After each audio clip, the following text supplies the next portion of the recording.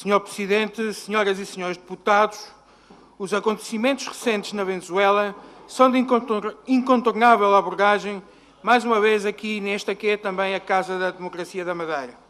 Não só pelos efeitos diretos que tem vindo a ter na nossa comunidade a residir neste importante país da América Latina, mas também porque estes efeitos se fazem sentir por cá com o regresso de madeirenses e a chegada de luso-descendentes que procuram melhores condições de vida e de segurança que perderam naquele país. Terra que é também a deles, não só por terem nela nascido, mas também porque foi o país que os acolheu em momentos difíceis, quando Portugal e a Madeira não lhes podiam oferecer um futuro com que sonhavam.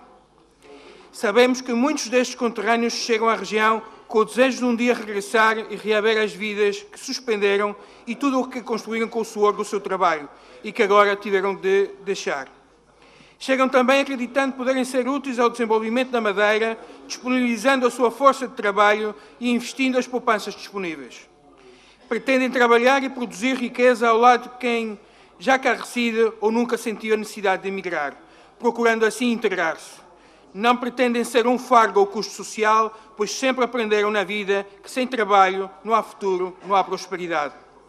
Nós, no CDS, percebemos perfeitamente aquelas que são as suas angústias e desilusões. Também sabemos que este novo recomeçar poderá torná-los mais fortes e mais capazes. Sabemos, pelos exemplos que vamos conhecendo, que esta força se transforma em determinação que permite ultrapassar dificuldades e perspectivar um futuro que certamente será melhor para eles, mas também para a Madeira. Senhor Presidente, senhoras e senhores deputados, cabe a todos nós olhar de forma igual a todos os que cá chegam, porque, tal como nós, são filhos de Portugal, filhos da Madeira, que regressam à sua casa, à terra dos seus antepassados. É nosso dever, assim, promover a sua integração, sem nenhum tipo de discriminação, tratando-os por igual. Se necessário, ajudá-los, tal como ajudamos qualquer cidadão que nunca sentiu a necessidade de sair da região. Só assim promovemos a verdadeira inclusão e a aceitação fraterna. Não perceber isto é promover o ódio injustificado entre irmãos e a conflitualidade, que temos que evitar e que nada tem a ver com a forma de estar do madeirense, que sempre souberam bem receber, mesmo aos que, não sendo originários da região, se fixaram por cá e se sentem como em casa. Ao longo da nossa história, várias foram as respostas solidárias dadas pelo nosso povo, que sempre ajudou o seu semelhante e certamente, mais uma vez, assim voltará a acontecer. Senhor Presidente, senhoras e senhores deputados, por outro lado, não é também de admirar que as preocupações dos venezuelanos ou dos luso-descendentes sejam também partilhadas por madeirenses, que nunca emigraram. Assim, não é de estranhar a solidariedade e a indignação que muitos madeirenses sentem com as imagens e os relatos que chegam da Venezuela, inclusive de familiares e amigos que retratam as dificuldades do dia-a-dia que são sentidas naquele país, que colocam na miséria e a fome milhões de pessoas de diversas origens. Ninguém é indiferente aos dramas que a falta de medicamentos e tratamentos de saúde adequados provocam num país onde falta tudo, onde a assistência médica é precária e onde morrer é quase uma certeza para quem adoece e não tem como se tratar. Só Nicolás Maduro e o seu regime, que legitimamente se agarra ao poder e não aceita o fim do chavismo e do socialismo do século XXI, é que nega a necessária assistência internacional que hoje está às portas da Venezuela. Só um criminoso sem escrúpulos nega ao seu povo a ajuda externa para que, de alguma forma, se possa atenuar aqueles que têm sido os seus clamorosos erros de governação que levaram a Venezuela, país outrora rico, à falência e à miséria que o mundo democrático e livre lhe pede para ver.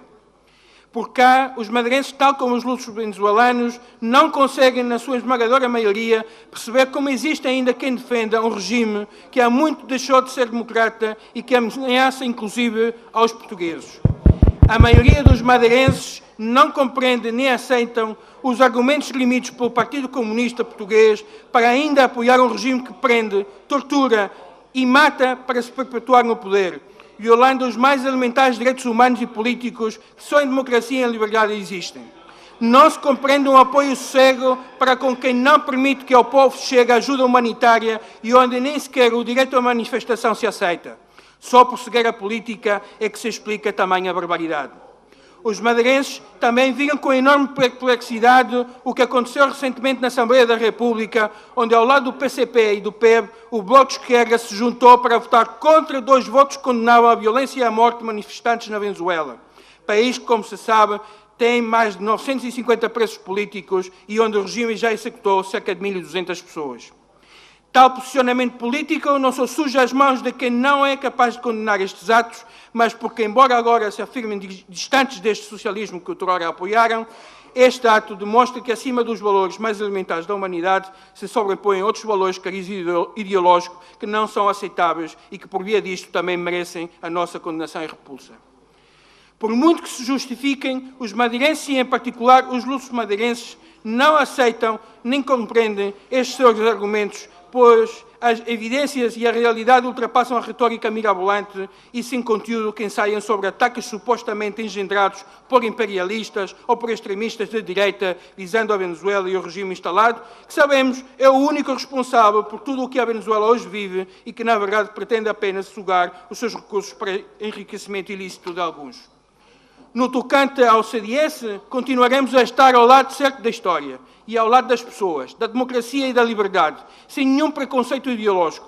Estaremos, como temos vindo a estar, um passo à frente, defendendo aqui neste Parlamento, na Assembleia da República e no Parlamento Europeu, não só o fim deste regime ditatorial na Venezuela e o reconhecimento do presidente encarregado Juan Guaidó, como continuaremos a trabalhar para que quem deseja regressar a Portugal, e em particular a Madeira, possa ser integrado da melhor forma possível, como deve acontecer com qualquer filho da terra.